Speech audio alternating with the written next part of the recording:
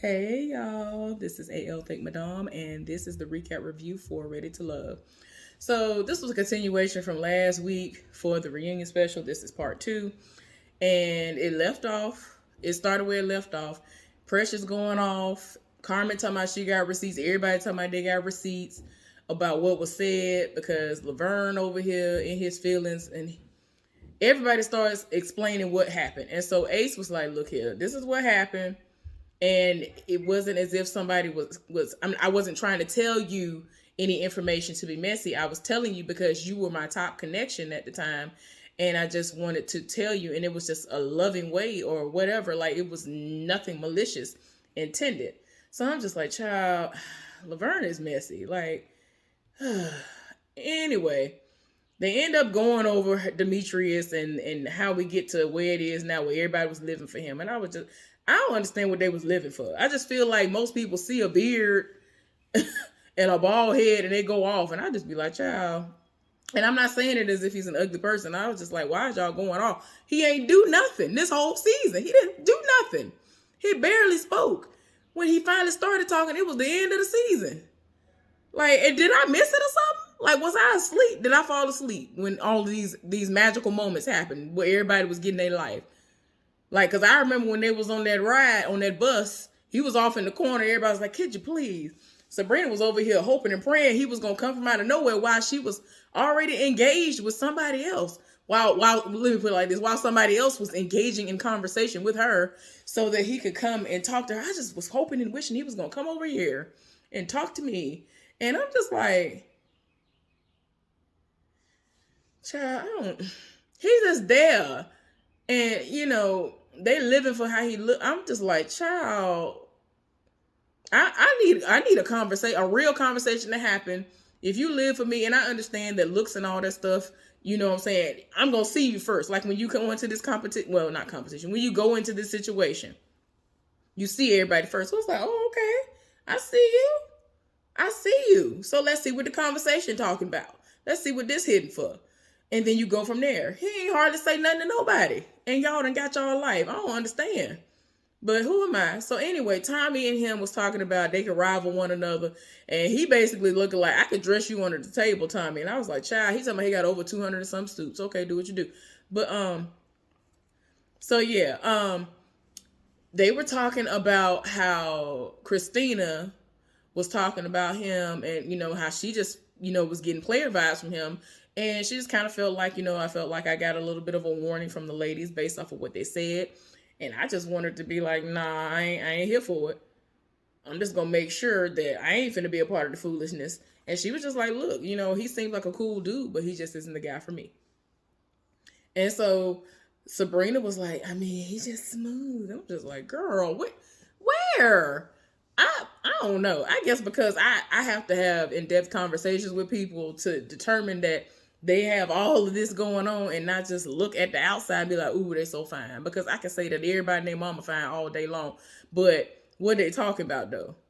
What are they actually saying? Because most of these people don't be talking about nothing. So anyway, they wanted to know, of course, whether or not they reconnected after the show. And there really wasn't much of anything, but they talking about, yeah, we're trying to be friends. And so Tommy was like, okay, even with friendship, there's text messages or something from time to time. Yeah, it ain't nothing going on. Ain't nothing going on. Oh my child. It's a mess. So yeah, he was just talking about, yeah, Sabrina was my top choice this entire time and never wavered. Child, whatever. Whatever. So anyway, moving right along. We end up seeing Paul, and I'm just like, again, as I have said this entire time, why did y'all sit up there and let him be on here the entire season? He should have been gone day one, week two, one of the two, because there was no reason for him to stay this entire time. He didn't bring nothing to the show except messiness, foolishness. I was, every time I saw him, I was just like, child.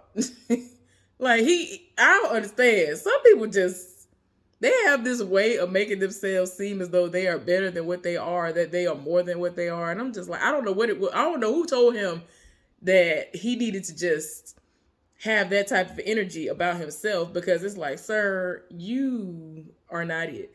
And people love trying to say, oh, he was everything back in the day. That's the key word, baby. Back in the day. Back in the day, he must have been fine. They people was talking about he was fine back in the day. Oh, okay, I'll take your word for it. But what about now? On this show when he came on here, it ain't even, I mean, like I said, boy, it ain't really got nothing to do with that. But I'm just saying, y'all was going up for him, but I'm just like, why? And Dakia, no, girl, no. I understand that your connections weren't working out, but no, no, no. So yeah, they talked to Precious about, when she thought she had a connection with him, and then it got to a point where she and Demetrius got into it because he was coming for her, because she addressed it and was like, okay, I feel like the reason why I ended up getting voted off and I ended up having a shorter amount of time here was because people thought that I was this party girl, all because of him. And so he was like, Demetrius was like, well, I ain't got that kind of power. It takes more than just my vote to be able to be the person that was going to get somebody voted off. So what you talking about? So, like, everybody was just tired. So, like, really, before we even got to that part, they talking about the not attracted thing again, because, of course, this was a Paul moment. And so he was just like, that's not what it was. And Carmen took him not saying anything at all as saying and basically giving a response. And it's like, no, if I didn't say the words, that's not what it is. But at the same time, I don't trust now one of them. I just don't. I don't trust not now one of them. So it is what it is. But the kid is not an ugly person. So I mean, if we gonna put a side by side comparison, one of the two ladies are leaps and bounds better looking from top to bottom. The face card by itself would win. The body by itself would win. The hairstyle by itself. I'm not gonna go there. I'm not gonna go there. I'm not gonna do it. So anyway, of course, Tommy wanted to know, like, okay, so even though y'all chose y'all selves at the end, did y'all have any communication after everything was over with? Did y'all try to see if you might be able to do something outside of the show? And they say, yeah, we went out, on a date once, but we just found out and realized that we were better off as friends. And we find out that Dakia has a boyfriend, and she started smiling from ear to ear. He talked about he got him some kind of dime piece or something, he said. I was like, child, it's the money for whoever it is.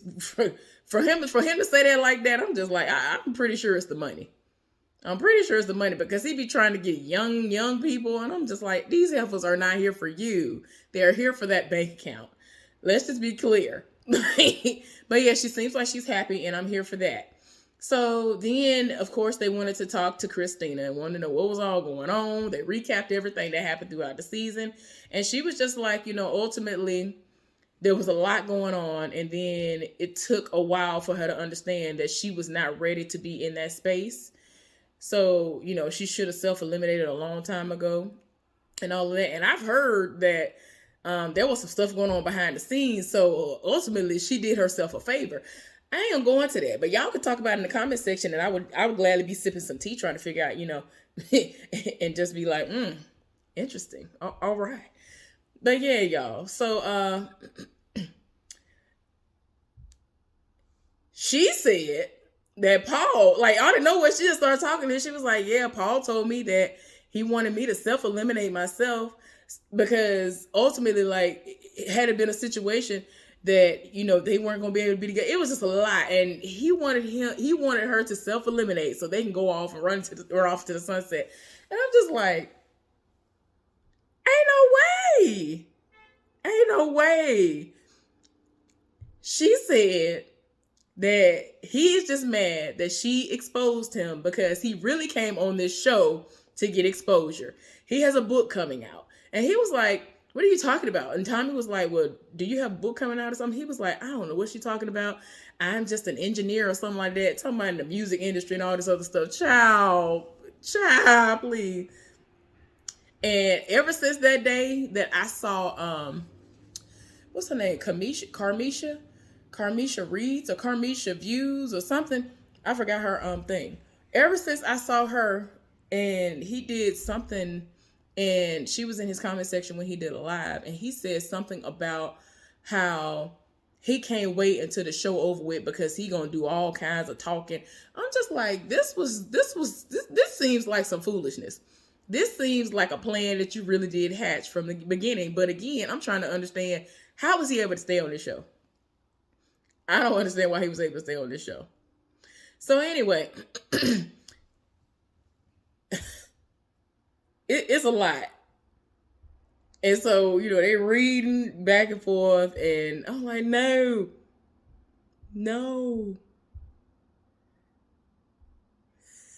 So anyway, she said pretty much all of this stemmed from when she wanted to introduce Demetrius to her ex and not him. So then he started acting all crazy towards her and all of this or whatever. So anyway, then Tommy gonna ask Donovan to have some input. He was like, I ain't got nothing to add. All I know is when we went to that place, she wasn't there. So I pretty much eliminated a connection that I thought I had with somebody. It was what it was. So then we end up seeing Precious. Precious on here, they did the recap of all the times that we saw Precious. And like I said before, she felt like everybody kept taking it out of context that she is some kind of party girl when it's not like that. They really made it seem like she just like being out here in these streets. She's not even like that. And so she was just like, she had one bad date with Demetrius. And after that, it seemed like he just really kept trying to come for her character. So then they started going back and forth. And he was like, what's wrong with you? You've been on 10 all day. And then he gonna ask her, was she high or something?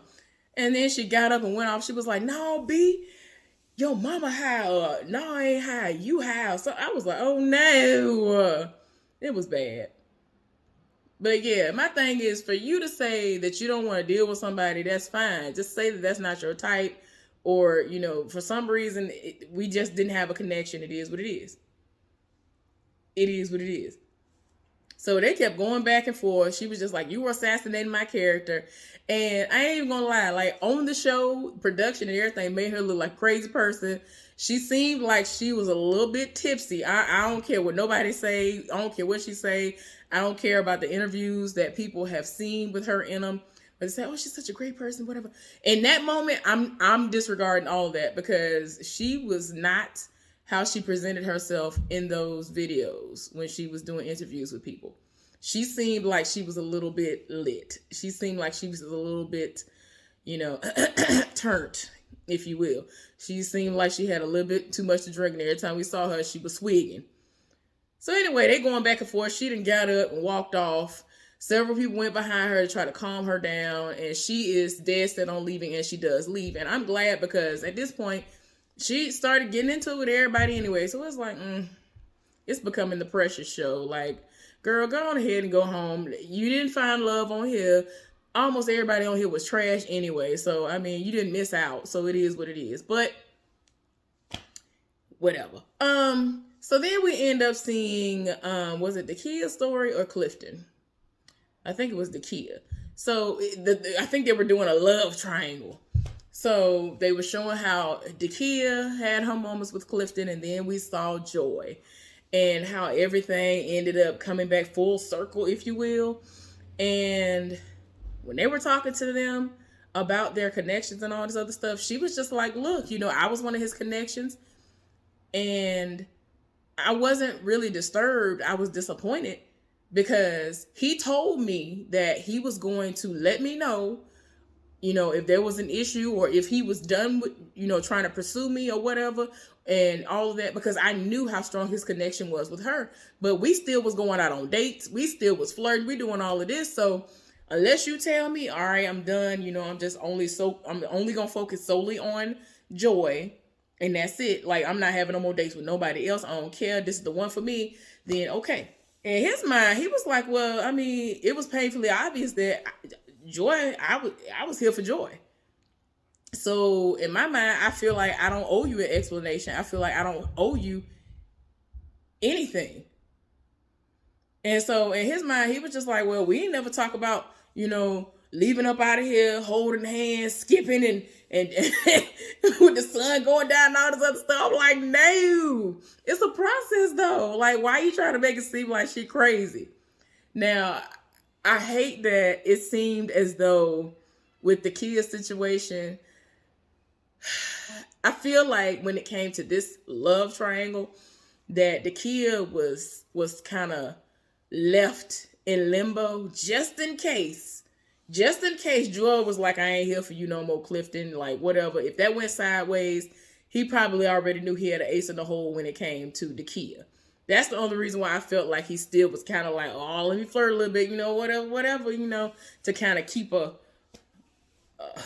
little bit of a string attached to her. So yeah, then Joy jumped into it, and she was just like, I don't like it. Then went off and told her that she needed to get over it. She was like, I am over it, because as we already heard earlier in this segment, earlier in this show, this particular episode, she has a man now. And so she was just like, girl, you were heartbroken, crying and all this other stuff, referring to when she was at the, getaway. And so she was like, you didn't deserve a courtesy. And so, like I said, they both kept looking at her sideways like, girl, you didn't deserve a courtesy. I didn't like the way that Joy looked at her. Joy looked at her like, that's kind of what it gave, like, girl. I was like, no. But yeah, it was a mess. I don't like how Joy came at this situation. I don't feel like she needed to jump in and say stuff the way that she did. My thing is, at the end of the day, you got the man. Now, I had heard about this and they confirmed it on this show out of their own mouths, because I didn't see, because I'm not subscribed to their channels and, I don't follow them. But he said, Clifton, that he is in Mexico like every other weekend. He was visiting her. And so I was like, oh, you done went off. We find out some other news later on, but yeah, they've been making it work. They say they're both very, very happy and their relationship is thriving. And I'm like, okay then. All right. Hopefully we actually have one real couple, and I don't know how many years this has been going on, that actually gonna make it. So anyway, we end up moving on to Wiley. We already know his story. Y'all know his daddy was Chuck Brown. May he rest in peace. I was here for Chuck Brown. He looked at, man, I'm telling you, he could, man. Chuck wouldn't have been able to deny him for nothing. I'm sorry. If he ever even asked for a DNA test, I would have been like, how dare you? How dare you? You been He looked just like his daddy, Lord Ty. So yeah, anyway, y'all already know that a lot of people found an issue with the fact that he was younger. Now, my thing is this. Had he been 23 versus 33, or however old he is, 32, if he had been 22 or 23 versus 32 or 33, then okay, I understand that. But like he already said, that he felt like because he had been through and experienced a lot more at the age that he's at now and leading up to the age that he is now, that he felt like he was ready for love and that he would have been able to take on, whoever he might have had a connection with. And so they were talking to, I don't even remember the woman's name no more. Child, I don't even remember her name. When I tell y'all these people went so fast, I don't remember these people's name no more. The heifer who looked out of place, looked like she had on a slip when she did her initial picture. It looked like a whole slip. It's one of them dresses where if you ain't got the body for it, like if your breasts are not perky and sitting up naturally, you can't, like, and it ain't no read. I'm just saying, I would never. Even when I didn't have a stomach, when I wasn't fat and I just had pear-shaped, I wouldn't even dare, because my breasts ain't never sat up. They never. Even when I wasn't fat, my breasts ain't never. So yeah, I'm just saying, like, certain things ain't for everybody, no matter what size you are. So yeah, that dress was not becoming of her at all. I can't remember what her name is, y'all. Y'all know what her name is. Put it down in the comment section. I appreciate y'all. But anyway, apparently she follows him on social media, and she was, one of the main people who were vocal and were like, I like older men or whatever. I wasn't interested in him. He seemed cool or whatever. Because he was like, it's like once she found out what my age was, that's when she became, not interested at all. She be watching his stories on social media, and he kind of was trying to insinuate, you know what I'm saying, for somebody to not like me, you sure be watching everything I do. I was like, what happened? What's going on here? Like now, all of a sudden, he rolling up and trying to act she trying to act interested. What happened? So I was like, wait a minute now. What are you talking about? And then we find out, you know, he's talking about watching stories and all of that. And so he was like, I mean, but you be watching the stories though. And so she was like, as soon as we leave here, you know, I'm unfollowing. That'll be stopping. I don't feel like he had to say all that though. I was like, dang, bro, you did not have to say all that. But we found out that he and Tiffany have been talking outside of the show, and they have, you know, they have a connection. She seems really, really happy. I'm talking about the smile she had. It was very infectious. I was like, girl, you better smile. Yeah. I was here for y'all. I was like, wait a minute, okay then. But yeah, you know what I'm saying? Tommy was like, you sure you want to put all your eggs in his basket? And she was like, I don't know about putting all my eggs in his basket, but I do trust him with my eggs. I was like, girl, I know that's right. I know that's right. So anyway, they end up doing Clifton, showing his journey and how everything happened. And then the fact that Joy and, you know, he and Joy ended up going to, you know, the end together.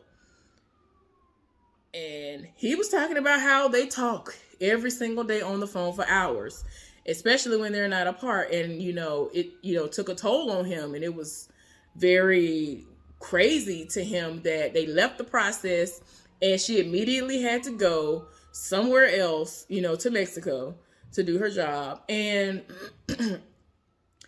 he just, you know, he knew he wasn't going to be able to reach out and touch her. So it was a lot. And like I said before, he was going to Mexico every other weekend to see her and all of that. And he ended up basically getting on one knee. And as soon as they showed the preview for this last week, I was like, watch it be a key. And I knew I should have said it. I said, watch it's a key or something silly, because they're very silly. And it was a key to his place. And Sabrina was over there getting emotional, thinking it was a ring. And like, keep in mind now, within this conversation, before he even did all this, she was talking about they're planning on having a baby. Like they're planning on creating a child, like having a March baby. Now, I don't know if when they recorded this was early this year or what, but they said a March baby. So we're going to see what's going on here. I don't know if they meant this year in March or the next year in March. So I guess they're going to practice and all of that. I don't know. But anyway, Donovan going to sit up here at the end when they're doing the benediction, if you will. Talking about, I just wanted to say, you know, had I never been on this show, you know, two curveballs were able to, you know, link up and be together. And I just want to thank y'all. And I'm just like,